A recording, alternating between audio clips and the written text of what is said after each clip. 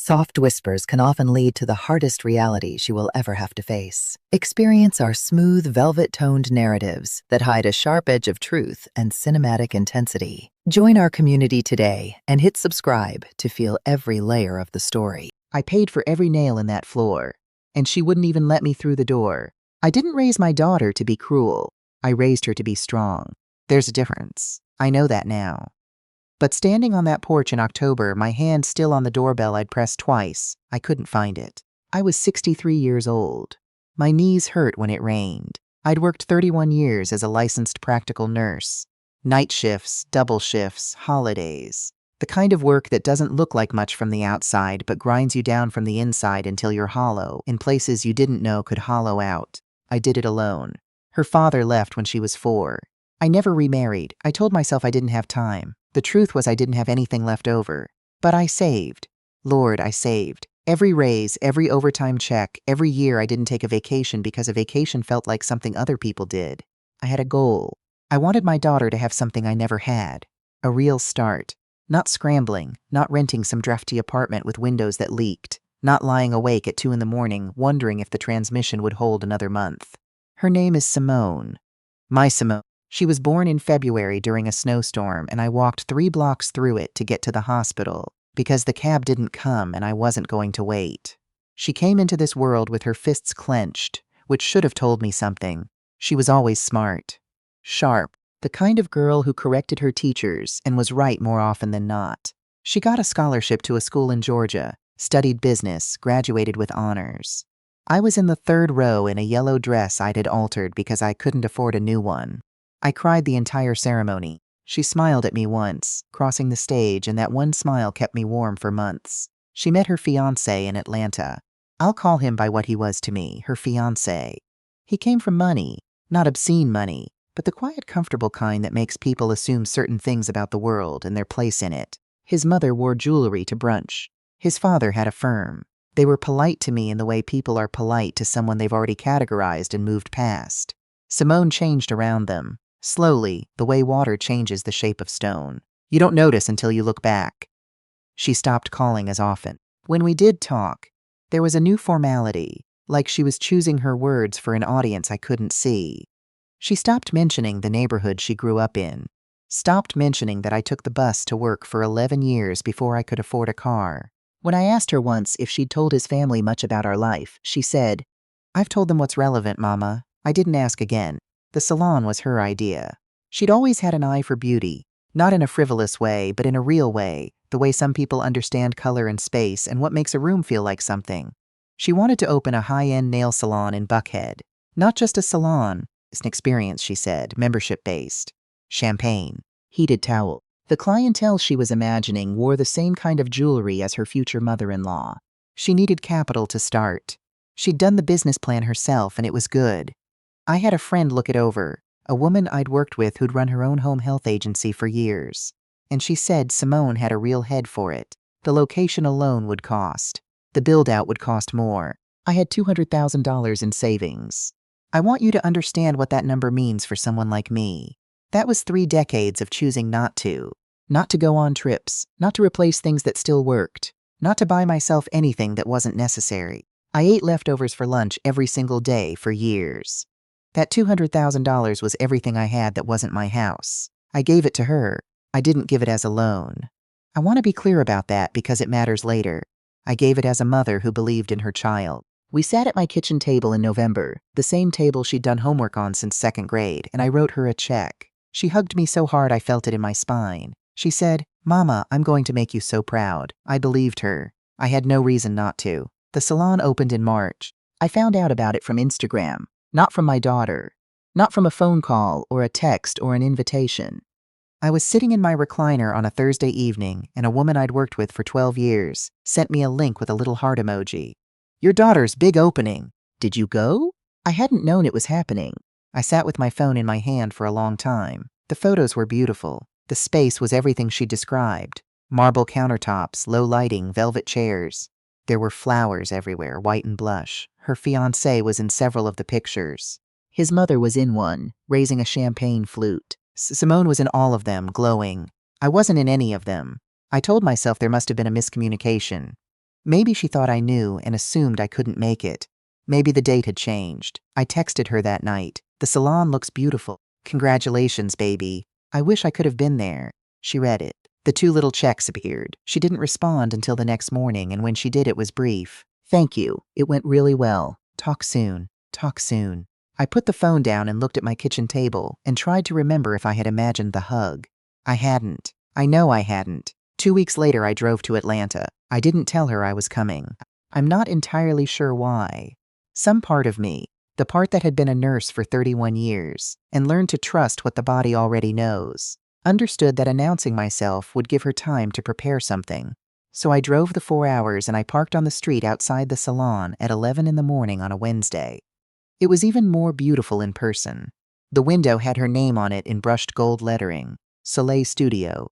I stood on the sidewalk and felt something I can only describe as a complicated pride, the kind that has grief threaded through it. I went inside. There were 2 young women at the reception desk. They looked up and smiled the trained professional smile of people whose job is to make everyone feel welcome. I said I was looking for Simone. One of them picked up a phone. Simone came out from the back wearing a linen blazer I'd never seen. She looked beautiful. She looked at me and something moved through her face, not happiness, not surprise exactly. Something more like a quick calculation. "Mama," she said, "what are you doing here?" I said I was in Atlanta and I wanted to see the salon. "Now isn't really a good time," she said. There were 2 clients in the chairs, a woman writing in a planner, another on her phone. Neither of them was paying attention to us. "I won't be long," I said. "I just wanted to see it." She stepped closer and lowered her voice. "I have a new client coming in 20 minutes, someone important to the business. I can't be distracted right now." I looked at my daughter. She was looking at the door behind me. "Can't have what?" I asked. She didn't finish the sentence. She didn't need to. I heard the rest of it in the space she left. "Can't have you here, can't have you seen. You don't fit the image I've built in this room." I thought about the table in my kitchen. I thought about 31 years of night shifts and leftovers and the yellow dress I'd had altered. I thought about the check I wrote without hesitation because I believed in her. I said, "Okay," and I left. I drove 4 hours home. I didn't cry until I was on the highway past Macon, and then I cried until I couldn't see, and I pulled over at a rest stop and sat there until I could breathe again. I didn't tell anyone. What was there to say? My daughter had a beautiful salon that I paid for, and she didn't want me in it. That's a sentence I couldn't hand to another person and expect them to carry it lightly. I went home. I went back to my life. I tried to talk myself out of what I knew. For about 3 weeks, it worked. Then my accountant called. I use a small firm. A woman I've trusted for 15 years. Handles my taxes, my retirement accounts. She called me on a Tuesday afternoon, and the first thing she said was, "I need you to come in," not over the phone. Her voice was the voice I recognized from my years in medicine. The voice that means something is wrong, and the speaker has decided to be careful about how they deliver it. I went in the next morning. She had papers spread across her desk. She'd been contacted, she explained, by a business attorney in Atlanta in connection with a routine documentation review of Salon Studio LLC. During that review, something had come to light regarding the source of the initial capital investment. My daughter had listed me in the business formation documents, not as her mother, not as a family donor.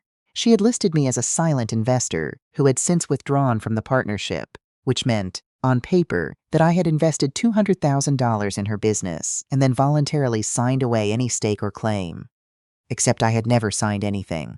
I sat in that chair, and I listened to my accountant explain what she had found, and I kept my face very still the way I learned to keep it when I was a nurse delivering news to families in waiting rooms. You go somewhere else inside yourself. You find the part that can absorb information without falling apart, and you stay there until you understand what you're hearing. Someone had signed my name. The documents had been filed with the state. They were formal, official, dated 3 months before the salon opened. My name, my signature, or what was meant to look like it, on papers releasing any financial interest I had in the business I had entirely funded. My accountant had already made a call. The attorney who contacted her had flagged the signature because it didn't match the notarized records in the original LLC filing, and the discrepancy had triggered a review. That attorney had then notified the State Business Bureau. By the time I was sitting in that office, 2 different agencies were already involved. I asked my accountant if she was telling me that my daughter had forged my name on legal documents. She looked at me for a moment. Then she said, "I think you need your own attorney before this goes further." I had one by end of week. What unfolded over the next month was slow and exhausting and completely unlike the way these things look from the outside. There were no dramatic confrontations. There were calls from lawyers. There were documents sent and documents reviewed in quiet, careful conversations in offices with closed doors. My attorney, a woman who had been practicing business law for 27 years and had the particular stillness of someone who had seen most things, walked me through each step without embellishment. The short version is this. Simone had structured the business to ensure I had no legal standing in it. The forged release, if proven, would constitute fraud. The state review was ongoing.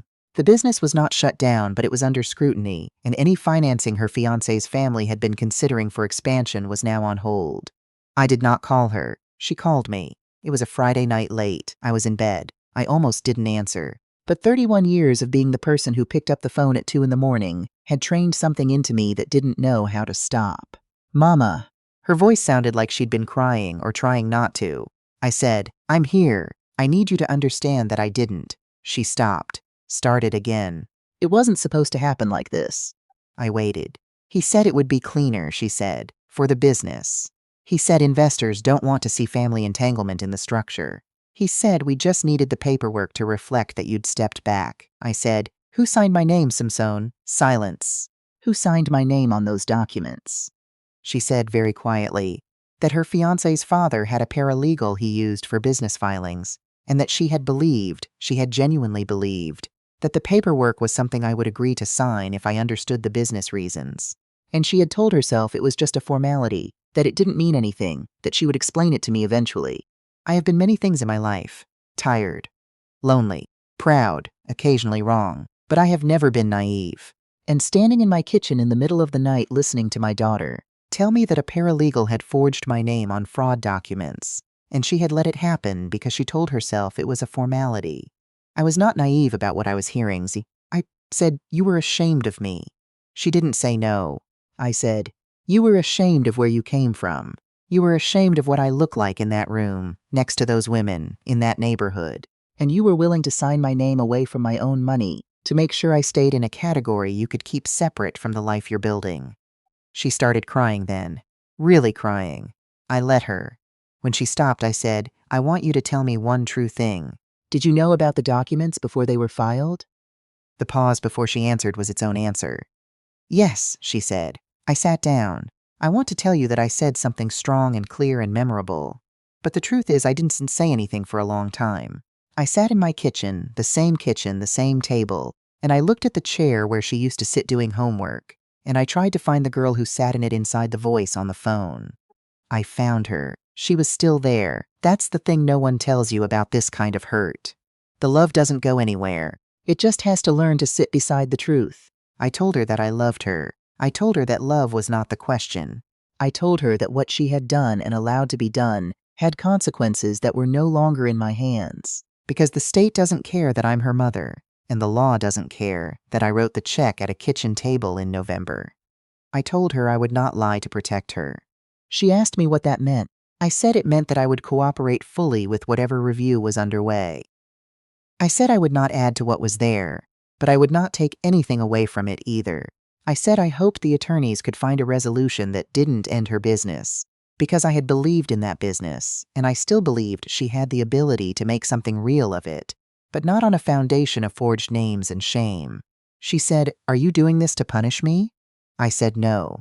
I said I was doing it because the alternative was to participate in my own erasure, and I had spent 31 years being invisible in ways I couldn't help, and I was not going to choose it now. There was a long quiet. Then she said, "I'm sorry, Mama." I know she meant it. I also know that sorry is the beginning of something, not the end of it. A lot of people in my life have confused those two. The state review concluded 4 months later. The forged signature was confirmed. Her fiancé's father's paralegal lost her license. There were civil penalties. The business was restructured and refiled, correctly this time, with my name on it as it should have been from the start. Not because I wanted a piece of the business, but because the law requires what actually happened to be reflected in what is written down. I did not take any stake in the salon. That was my choice. I told my attorney that I wanted to be removed from the structure once the fraud was corrected and documented. The money was listed officially as a gift. Because it was a gift. I gave it to my daughter, not to a business, not to a future I wanted a return on. I gave it because she was my child, and I believed in her, and I still do. I haven't been back to the salon, not yet. That door, I'm not ready to walk through.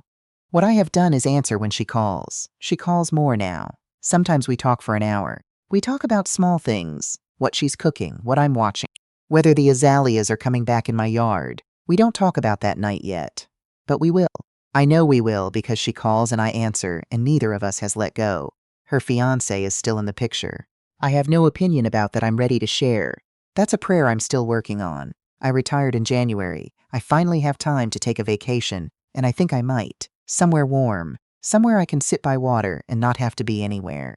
The last time Simone came home, she sat at the kitchen table and looked at it for a long time without saying anything. Then she put her hand flat on it, the way you touch something when you're trying to remember it. I watched her from the doorway and I didn't say a word. Some things don't need words. Some things just need to be witnessed. I raised her to be strong. What I didn't know was that I was going to have to be stronger.